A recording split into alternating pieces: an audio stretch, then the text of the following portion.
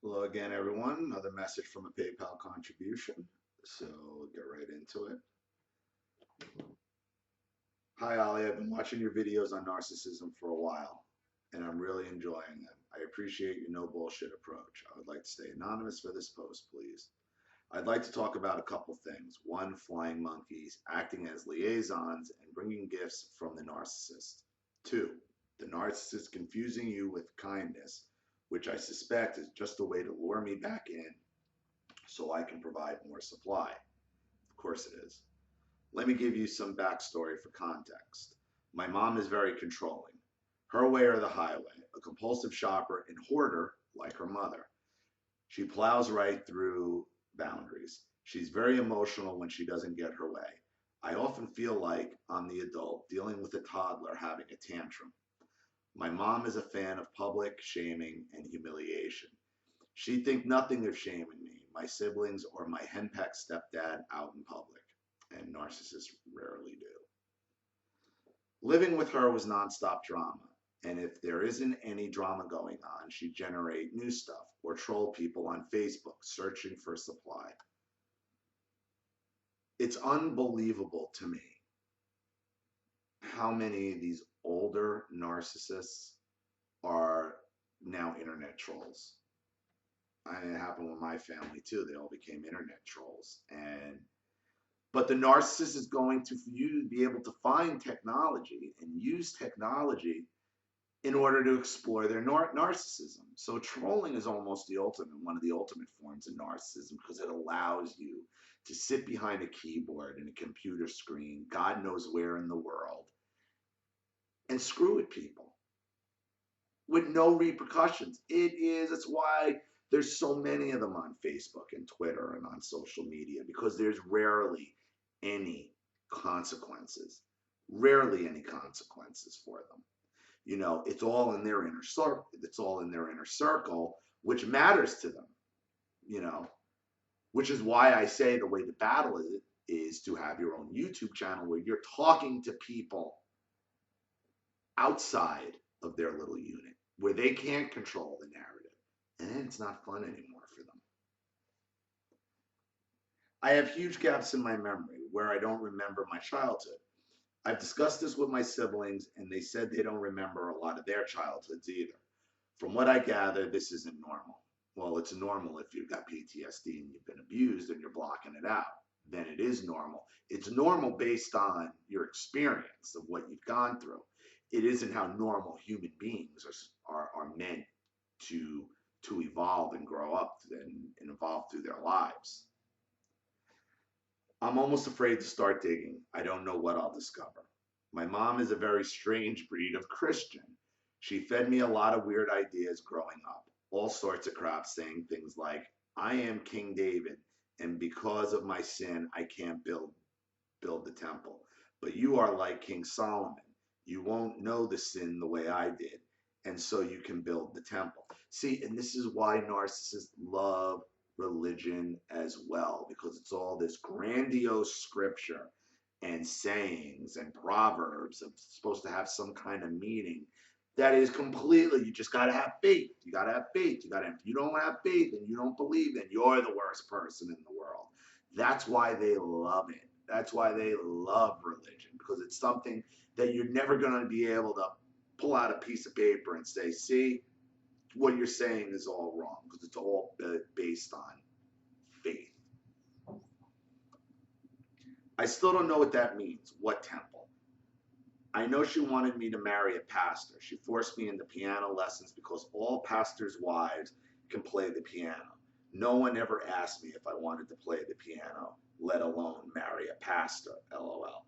See, and this is a whole nother issue within, and I haven't really spoken about it, and because it's something I fairly kind of just learned about myself through another YouTube person, is about these pastors, is about how evil these pastors are and how hypocritical many of these pastors are and how they're only out for the money, and a lot of times these pastors are embezzling money, and in a lot and many times they're also sleeping with the women in their congregation, sleeping with the wives, sleeping with the daughters, sleeping with the grandmothers, and now, in a lot of cases, even sleeping with the boys. But because this is in a church and this is a pastor, and like that pastor for the narcissist is almost like talking the cucks. They could do whatever they want, and then on Sunday or Saturday they can go give their confession, and they're good to go again to start fucking up lives again. You know, it's their get out of jail free card. So they're using their religion. It's not even Christianity. It's all religions are like can be like this. They're using their religion for forgiveness, and it's really just a key card for them to do whatever they want. Because then they could just the same guy, okay, who's embezzling money, who's using the people in the church, who's sleeping around within the church, paying for abortions within the church. Okay, this is the same guy that offers forgiveness and guidance. It's all a scam, and this is why narcissists love it, because it allows them to lie to themselves. That's what religion does. Religion gives the narcissist the ability to lie to themselves. Anyway, I just wanted me to live up to this Christian ideal of being a chaste, good woman. When I was 13, I can remember her giving me a pen and piece of paper. She instructed me to go into the other room, pray, and ask God how much I should weigh. And I don't mean to laugh, but that is just insane. That is just insane. She was going to pray about it, and we were going to compare our numbers to see if I had heard from God. Oh, so now she's the arbiter to God. Okay, so she's already talked to God. Okay, I don't know how. Maybe yeah, she has her number, and you got to go and see if you came up with the. This is sick. This is sick. But this is how narcissists use religion to their own advantage. Okay. It's just saying, oh, well, it's basically saying God is telling me you're fat, or God is telling me you're bad, and there's no way. It's the ultimate form of gaslighting, because there's no way to prove otherwise. None whatsoever.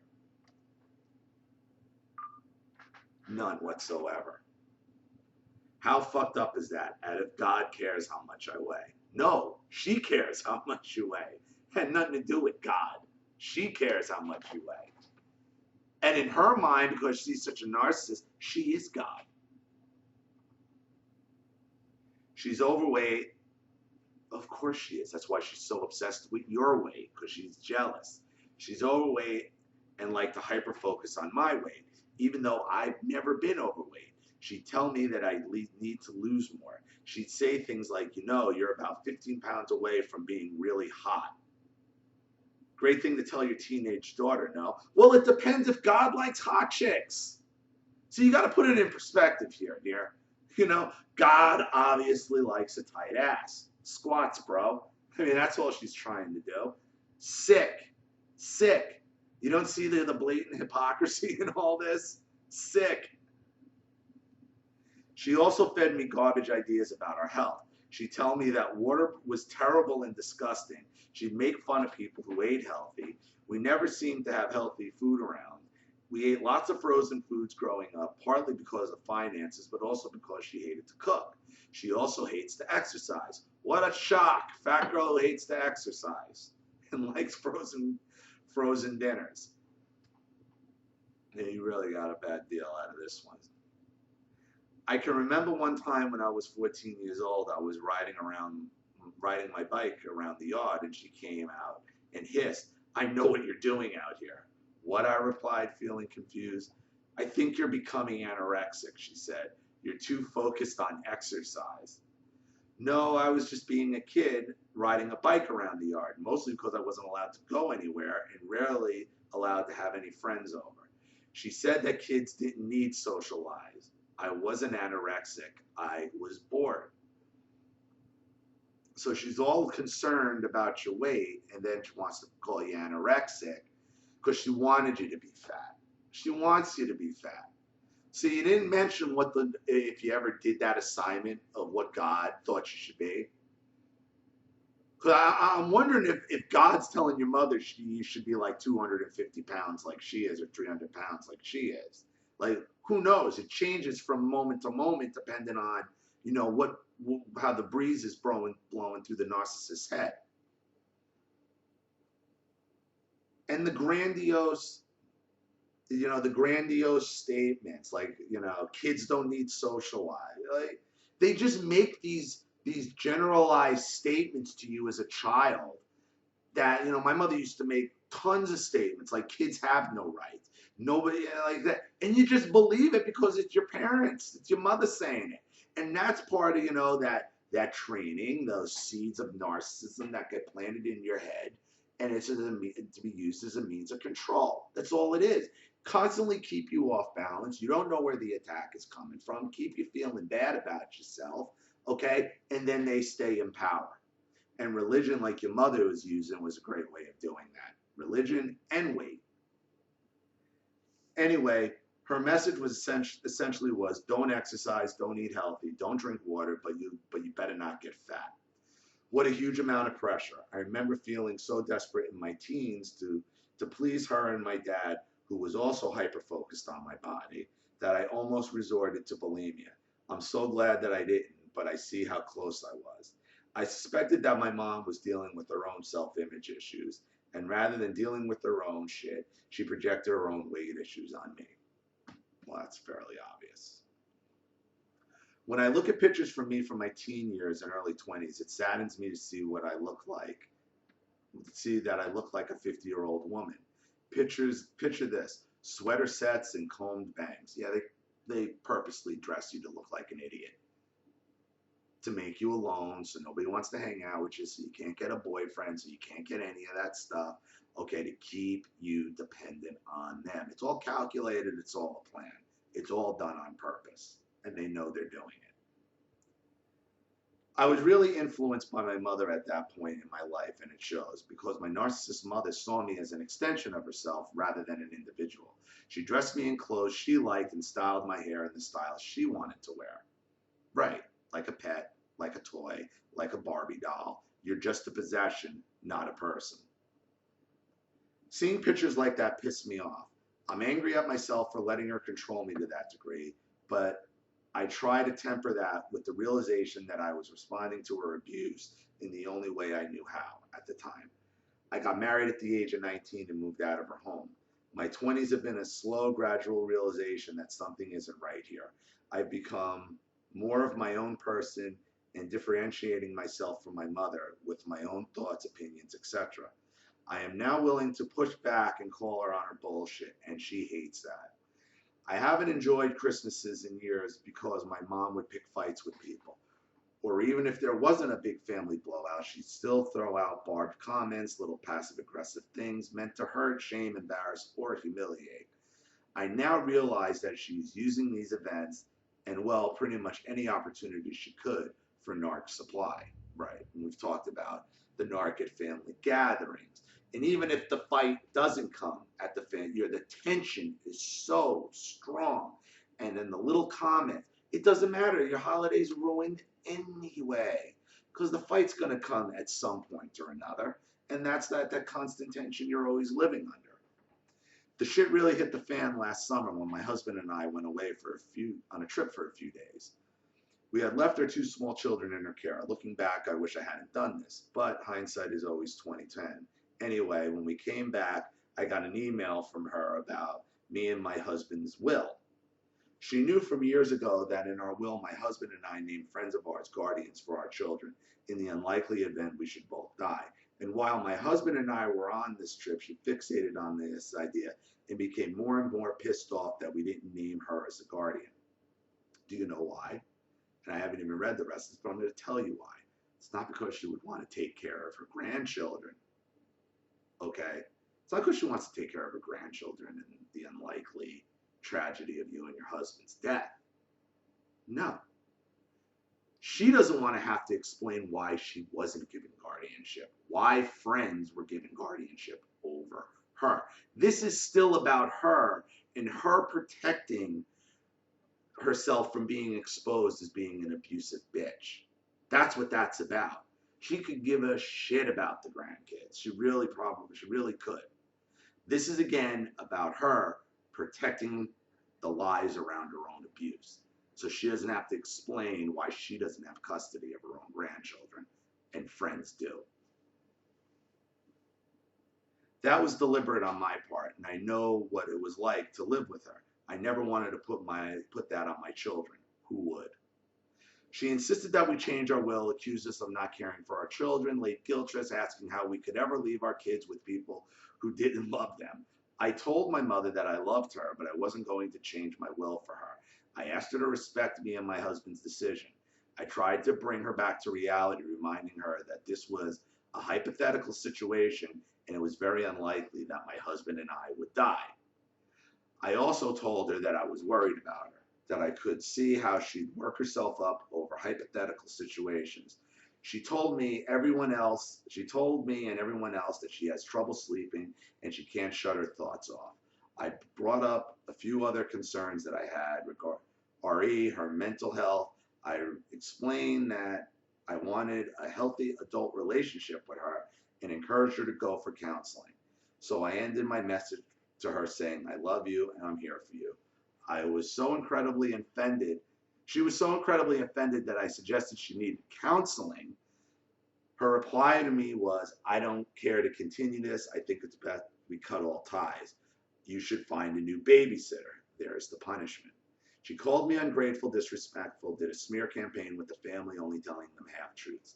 At this point, I finally decided that I was done. I got some counseling, read a book on narcissistic mothers, started watching YouTube videos on narcissism, etc. It has been almost a year since all this went down. When she emails me, well, wait a minute. She emails you? I thought she wanted to cut all ties. See, she didn't want to cut all ties. That was her way to bring you to her knees, okay, hoping that you still needed her in some way for her to regain control. So let's find out what these emails are about. When she emails me, she casts herself as the victim and calls me the terrible abuser. This one time she messaged me asking, so that's it, you're not talking to your family anymore. I reminded her that it was her who wanted to cut all ties. I suspect that she didn't think I'd stand my ground, and she absolutely didn't. Which is why she said, let's cut all ties to begin with, when you should have been the one to cut all the ties.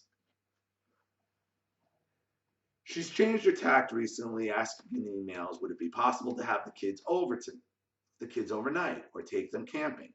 No. No. When I told her that she and I had some stuff to work out first before she would ever have contact with my kids again, she flipped out. She has told my brother that my terms were too demanding and unreasonable. She said, I will not negotiate with a terrorist. She called me a terrorist. It's funny how narcissists will project onto people. Yet they will throw anything out. And as you can see, like all these terms she's using are media terms or political terms or religious terms. They have no real originality of their own. They're good at parroting and mimicking other terms they hear and see on TV and movies and stuff, things in dramas and comedy. They're very good at that stuff. So that's what she's doing. And that should tell you this woman is doing nothing but putting on a performance. This is a performance because all she's using is other people's lines on guilt trips, using the same narcissistic tactics every narcissistic abuser uses. So now in the present day, I'm dealing with one flying monkey family members, specifically my grandma who lives with my mother. The thing that bothers me most is that they bring over gifts for my children from my mother. I feel this only serves to confuse my children, it violates my boundaries, and puts my grandmother, sister, stepdad, etc. in the middle when they act as her personal delivery service. Yes, they do. Stop accepting gifts. Stop. You're not getting anywhere. Because that's just going to keep it going, because then when they go back, they're telling your mother what they saw, everything they heard, how the kids were dressed, what was said. And it's giving them what they want. It's feeding that fighting supply that they so crave, that they so crave. So if your mother can't get her supply directly through you, she's going to get the supply through the battle over trashing you. Okay? The only way to avoid that is cut contact with all of them. Number 2, confusing narc tactics. Now that I've made it clear that I'm not going to engage her anymore, that I'm done, she's being somewhat friendly. It's an act. She sent me an invitation to my grandmother's 70th birthday party, emailing me updates on the family, etc. So is sick. Even though I know she's twisted and I see the messages she sends my brother and know what she's saying about me, this sort of pseudo friendliness is screwing with my head. I suspect that it's just empathetic nature responding in kind. Empaths don't want to be assholes, you know? No, you don't. But it's an act. That's all it is. It's just a nice tactic. And once she gets tired of it not working, she's going to revert right back to what's always worked for her in the past. You know, shit talking you, getting in your face, making you feel bad, and so on and so forth. What do I do about the flying monkey gift service? Cut it. Cut it. Cut it off. And you make it clear to the flying monkeys. If you have anything to do with that woman, you will not be around me and my children. Period. Period. End of story. End of story.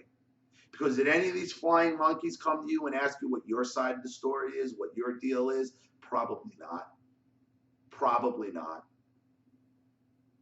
So they just take the word of a narcissistic abuser and then doing their bidding. You got to cut it off. As difficult as it is, because you know the flying monkeys enablers are sometimes worse than the narcissists themselves.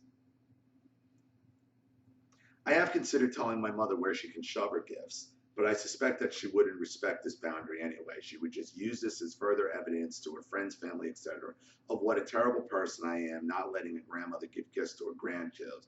Cue massive eye roll. Who cares what they think? They're her friends, they're her family. They're not really doing anything to support you anyway. What's the difference?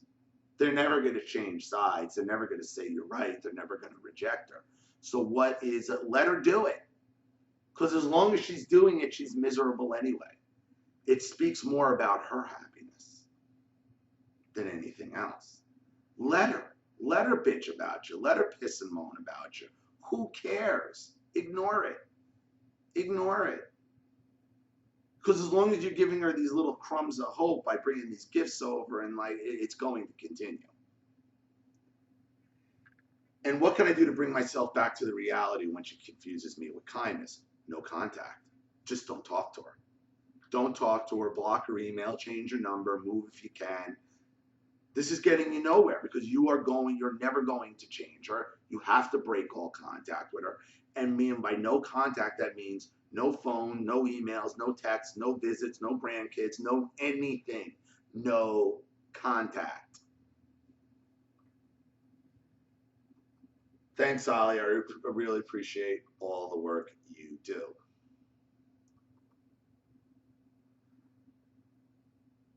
Let's see. Oh, wait a minute.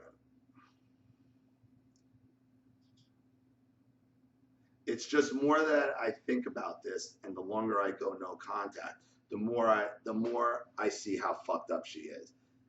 The above email is just the tip of the iceberg. There is so much more I could delve into. Examples are intense interest in my sexuality, who I was dating, my wedding night was like, etc. So incredibly fucked up. I don't think I'll ever completely get my whole story out there because there's just so much. Thank God for journaling. No worry. No worries. But you're not going to get this all out in one video. I mean, I got 270 videos and I'm still not all out. You're never going to get it all out. So there's no rush. But just by the interest in the sexuality, who you were dating, this woman is a perv as well. Okay, she wants to know about your sex life. She wants to know about what you're into. It gets off on it. It all fits into the narcissist.